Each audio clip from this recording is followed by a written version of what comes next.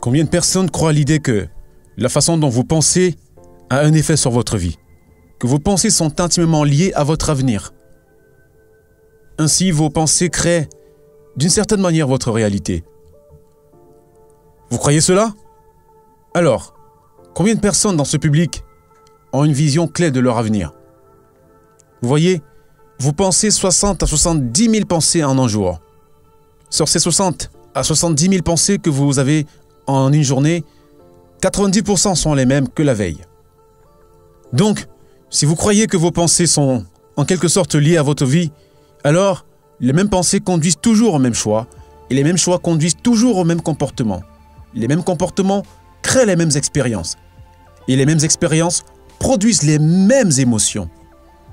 Et ces mêmes émotions conduisent à avoir les mêmes pensées. Et votre biologie, vos circuits neuronaux, votre neurochimie, vos hormones neuronales et même votre expression génétique sont à la hauteur de votre façon de penser, d'agir et de vous sentir. La façon dont vous pensez, dont vous agissez et dont vous vous sentez est appelée votre personnalité. Et votre personnalité crée votre réalité personnelle. C'est tout. Donc, si vous vouliez créer une nouvelle réalité personnelle, une nouvelle vie, vous devriez commencer à réfléchir à ce à quoi vous pensez et le changer. Vous devriez prendre conscience de vos pensées inconscientes et les observer. Vous devriez faire attention à vos habitudes et comportements automatiques et les modifier. Et vous devriez examiner les émotions que vous vivez chaque jour et qui sont liées à votre passé et décider si ces émotions appartiennent à votre avenir.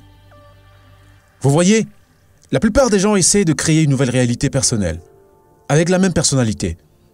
Et cela ne fonctionne pas. Vous devez littéralement devenir quelqu'un d'autre. Ainsi, votre cerveau est organisé pour refléter tout ce que vous avez, tout ce que vous savez dans votre vie. Votre cerveau est un enregistrement du passé. C'est un artefact de toutes les choses que vous avez apprises, vécues jusqu'à maintenant. Ainsi, si vous vous réveillez chaque matin et sortez du lit, du même côté, si vous éteignez le réveil avec le même doigt, si vous allez dans la salle de bain et utilisez les toilettes comme vous le faites toujours, si vous allez prendre une tasse de café et si vous buvez du café dans votre tasse préférée, puis si vous allez sous la douche et si vous vous lavez de la même manière, allez au travail en voiture, allez au travail voir les mêmes personnes, qui poussent les mêmes boutons émotionnels, faire les mêmes choses que vous mémorisez, que vous faites si bien, puis se dépêcher et rentrer chez soi et se dépêcher, vérifier ses mails et se dépêcher, vérifier son Facebook, puis se dépêcher aller au lit. Voilà ma question. Votre cerveau a-t-il changé ce jour-là? On pourrait dire que vous pensiez les mêmes choses, que vous faisiez les mêmes actions, inconscientes, que vous viviez les mêmes émotions, mais que vous attendiez secrètement que votre vie change.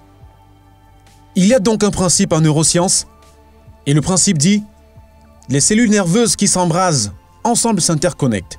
Donc, si vous pensez aux mêmes choses, vous faites les mêmes choix, adoptez les mêmes comportements, reproduisez les mêmes expériences, qui inscrivent les mêmes réseaux de neurones dans les mêmes schémas et produisez ensuite les mêmes émotions, vous allez connecter votre cerveau à une signature très finie. Parce que vous activez les mêmes circuits de la même manière. Ces circuits commencent à être plus connectés et à l'âge de 35 ans, et ça c'est ce que la science stipule, nous devenons un ensemble de comportements mémorisés, d'habitudes inconscientes, de réactions émotionnelles automatiques, de croyances et de perceptions et même d'attitudes qui fonctionnent comme un programme informatique. Et si vous faites quelque chose encore et encore, la répétition de ces actions au fil du temps conditionne votre corps à savoir comment le faire, bien mieux que votre esprit. Et on parle de la notion d'habitude. Lorsque votre corps sait mieux que votre esprit, lorsque vous avez fait quelque chose tellement de fois que le corps sait maintenant mieux le faire que le cerveau. Ainsi, 95% des comportements, attitudes de pensée, croyances et réactions émotionnelles de la plupart des gens sont des programmes subconscients. Pourquoi est-ce important? Parce que vous êtes ici, cette semaine, pour apprendre de nouvelles informations. Et que chaque fois que vous apprenez quelque chose de nouveau, vous établissez de nouvelles connexions dans votre cerveau. C'est ça l'apprentissage. L'apprentissage forge de nouvelles connexions synaptiques. L'épreuve physique résultant de votre interaction dans l'environnement Et les empreintes de la conscience sont appelées l'apprentissage. Établit de nouvelles connexions. Et le lauréat du prix Nobel Kandel en 2000 a découvert que lorsque les gens apprenaient une information, ils doublaient le nombre de connexions dans leur cerveau, passant de 1300 connexions à 2600 connexions. Mais s'ils ne passaient pas en revue ces informations, s'ils ne pouvaient pas les répéter, s'ils ne pouvaient pas s'en souvenir, ces circuits se seraient séparés en quelques heures ou en un jour. Ainsi, l'apprentissage consiste à établir de nouvelles connexions synaptiques. Alors, se souvenir, c'est maintenir et entretenir ces connexions. Et vous êtes ici cette semaine pour apprendre des nouvelles informations vitales sur la création d'un avenir et être défini par une vision de l'avenir plutôt que par des souvenirs du passé. Car si vous n'êtes pas défini par une vision qui vous dépasse et que cette vision ne vous passionne pas, alors vous vous retrouvez avec le vieux matériel du passé dans votre cerveau et vous serez prévisible dans votre vie. Alors, êtes-vous d'accord? De nouvelles informations devraient conduire à de nouveaux choix. De nouveaux choix devraient conduire à de nouveaux comportements. Et de nouveaux comportements devraient créer de nouvelles expériences. De nouvelles expériences devraient produire de nouvelles émotions. Et ces nouvelles émotions devraient conduire à de nouvelles pensées. C'est ce qu'on appelle l'évolution. Donc, si votre cerveau est un enregistrement du passé et que vous n'avez pas de vision de l'avenir, alors vous vivez dans le passé et vous n'arriverez jamais à ce nouvel avenir. Donc, si vous vous réveillez le matin et que vous n'êtes pas défini par une vision qui va au-delà de votre propre personne, qui ne vous fait pas sortir du lit et ne vous inspire pas de possibilités, et que vous vous levez en vivant du vieux matériel, du passé et des émotions stockées dans votre corps, savez-vous ce qui va vous arriver? Vous allez vous réveiller. Vous allez aller ouvrir les yeux et vous allez voir les mêmes personnes et aller aux mêmes endroits et faire exactement la même chose, au même moment. Et au moment où vous ouvrez les yeux, tout d'un coup, c'est votre environnement extérieur qui contrôle vos pensées et vos sentiments.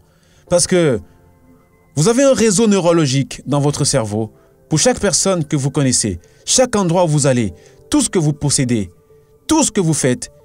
Et au moment où vous ouvrez les yeux et que vous voyez les mêmes personnes et allez aux mêmes endroits et faites exactement la même chose, exactement au même moment, c'est votre environnement externe qui allume différents circuits dans votre cerveau, vous faisant penser exactement à tout ce que vous savez. Et vous m'avez dit que vous croyez que vos pensées ont quelque chose à voir avec votre destin.